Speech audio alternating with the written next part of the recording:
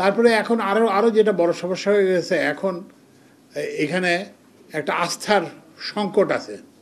তো সবার ধারণা যে আমরা আমাদের চাচা মামাদেরকে দিই, ভাই ভাতিজা এরা সবাই হচ্ছে ব্যবসা পায়। তো ওই জন্য আমি আপনাদের মাধ্যমে অ্যাপিল করব যে সবাই যাতে আসে। আমাদের এই যে অন্তর্বর্তীকালীন সরকার, আমাদের কারো প্রতি কোনো দায়বদ্ধতা নাই, এক্সেপ্ট কাদের প্রতি দায়বদ্ধতা আছে, যারা রাস্তায় শহীদ হয়েছে তাদের প্রতি দায়বদ্ধতা আছে, যারা দৃষ্টিশক্তি হারাইছে, যারা হসপিটালে চিকিৎসাধীন আছে, তাদের ছাড়া আমাদের আর কারো প্রতি কোনো দায়বদ্ধতা নাই, কোনো রাজনৈতিক দলের প্রতি কারো প্রতি কোনো দায়বদ্ধতা নাই, এবং যারা আন্দোলন করেছে তাদের প্রতি দায়বদ্ধতা আছে। তো ওই জন্য আপনারা মেহেরবানি করে বলবেন যে এটা একটা নতুন বাংলাদেশ। তো এখানে কিন্তু সবার জন্য সমান সুযোগ। আমরা আগের মতো যে আগে থেকে ঠিক করব, ওকে প্রজেক্টটা দিব, তারপরে প্রজেক্টটাকে এইভাবে সাজানো হবে যে যাতে ওই লোকটাই ওই প্রজেক্ট পায়, এগুলো দিন শেষ। তো ওই জন্য আমরা যেটা বললাম যে এখন কিন্তু সবার জন্য এটা উন্মুক্ত। বাংলাদেশি যেই আছে, যারই যোগ্যতা আছে, যে প্রকল্প করার যেই আছে, তাকে সেটা দেশি হোক বিদেশি হোক, এবং আমরা সবচেয়ে কম দামে সবচেয়ে ভালো।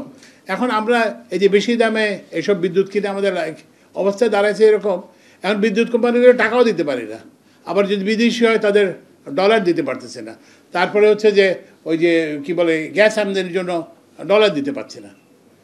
তো এইটা একটা বিতিকিচ্ছি অবস্থার মধ্যে আমরা পড়ছি। তো আমরা সংকট যেরকম আছে সমাধানও আছে, আমরা এটা চেষ্টা করব। আর এইটাই বললাম যে এই যে অনিয়মের একটা একটা আর্কিটেকচার যাকে বলি আমরা, এইটা আমরা ভেঙে দিয়েছি।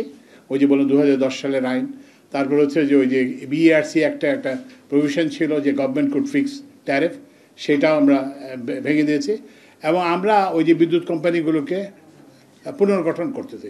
তো এই যে একটা আর্কিটেকচার অফ যেটাকে বলে যে অনিয়মের যে আর্কিটেকচার, সেটাকে আমরা ভেঙে দিয়েছি। তো আমরা আশা করি যে ভবিষ্যতে এটা চলবে। আর একটা হচ্ছে দুর্নীতির ব্যাপারে আমাদের যেটা সেটা হচ্ছে যে দুর্নীতি সবসময় মাথা থেকে শুরু হয়। তো আমরা প্রতিশ্রুতিবদ্ধ, এই বর্তমান সরকারের প্রধান প্রফেসর ইউনূস এবং উপদেষ্টা বন্ধু সবাই, যে আমরা নিজেরাই দৃষ্টান্ত হব যে আমরা দুর্নীতির ঊর্ধ্বে। আমাদের কোনো আত্মীয় স্বজন নেই, আমাদের কোনো মামা চাচা ভাতিজা নাই। সরকারি ব্যবসার ক্ষেত্রে আমাদের আমাদের আত্মীয় স্বজন আছে, কিন্তু তারা আমাদের বাসায়, তারা আমাদের সরকারি দপ্তরে। তো ওই জন্য আপনাদেরকে যারা কর্মকর্তা কর্মচারী, কেউ যদি এসে বলে আমার আত্মীয়, হতেও পারে আমার আত্মীয় যে আমি তো এখানে বাংলাদেশের মানুষ, কেউ বলতে পারে আমার বন্ধু, হতেও পারে আমার বন্ধু, কিন্তু মেহরবানি করে বলবেন যে ওনার বাসায় যান, বাসায় যেয়ে ওখানে চা খেয়ে আসেন, বিস্কিট খেয়ে আসেন, কিন্তু অফিসের মধ্যে আমাদের কোনো আত্মীয় স্বজন, কোনো বন্ধুবান্ধব নাই। তো আমরা আশা করি যে এই দৃষ্টান্ত আমরা নিজেরা স্থাপন করব, উপদেষ্টারা, এবং আমরা আশা করব আমাদের দেখে আমাদের সচিবরা সেই দৃষ্টান্ত নেবেন, এবং সেটা দেখে আমাদের সংস্থা প্রধানরাও এই দৃষ্টান্ত গ্রহণ করবেন, এবং এইটা দিস উইল এবং যাতে করে মানুষ যে প্রত্যাশা নিয়ে এই সরকারকে আনছে, সেই প্রত্যাশাটা যাতে পূরণ হয়। যদি না হয় তাহলে কিন্তু আমাদের জন্য, সবার জন্য কিন্তু খুব ভয়াবহ পরিণতি অপেক্ষা করছে। আপনারা দেখছেন যে ঢাকাতে সেতু ভবন, আমার সরকারের একটা অফিস, এই পদ্মা সেতু যারা দেখার কথা, পদ্মা সেতু নিয়ে এত বড় বড় কথা বলা হয়েছে, সেই সেতু ভবনকে মানুষ কিন্তু প্রথমেই জ্বালাই দিছে। ঢাকা মেট্রো যেটাকে নিয়ে প্রচুর প্রচারণা হয়েছে, সেই ঢাকা মেট্রোকে মিরপুর 10 এবং কাজীপাড়া স্টেশন দুটো একদম র্যান্স্যাক করে, একদম ভেঙে চুরমার করে দিয়েছে।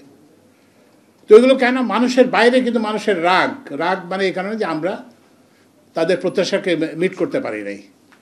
তো এই রাগ কিন্তু এখনও আছে, এখন এটা তো সাময়িকভাবে ওরা বলছে না ঠিক আছে এদেরকে দিলাম, দেখি এরা কী করতে পারে। তো আমরা যদি এটা করতে না পারি, তাহলে আমাদেরকে লাথি মেরে বের করে দেবে।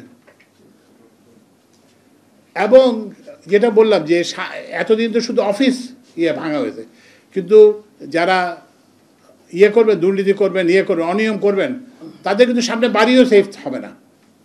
মানুষ কিন্তু ভীষণ ক্রুদ্ধ, মানুষ কিন্তু ভীষণ রাগান্বিত, বুঝতে পারছেন? তো ওই জন্য আমরা আশা করতেছি, যেটা বললাম, যে আমরা এইসব যে অনিয়মের যে কাঠামো, যে আর্কিটেকচার, সেটাকে আমরা ভেঙে দিয়েছি। আশা করি আমরা এটা থেকে ফল পাবো, এবং এই যে এরকম কি বল অদূরদর্শী সিদ্ধান্ত আর হবে না। যে আপনার, কারণ ইলেকট্রিসিটি একটা সেকেন্ডারি ইলেকট্রিসিটি, এটা তো কোনো ফুয়েল ছাড়া তো কোনো ইলেকট্রিসিটি হয় না। এটা তো আপনি হাতে তুড়ি দিলেন,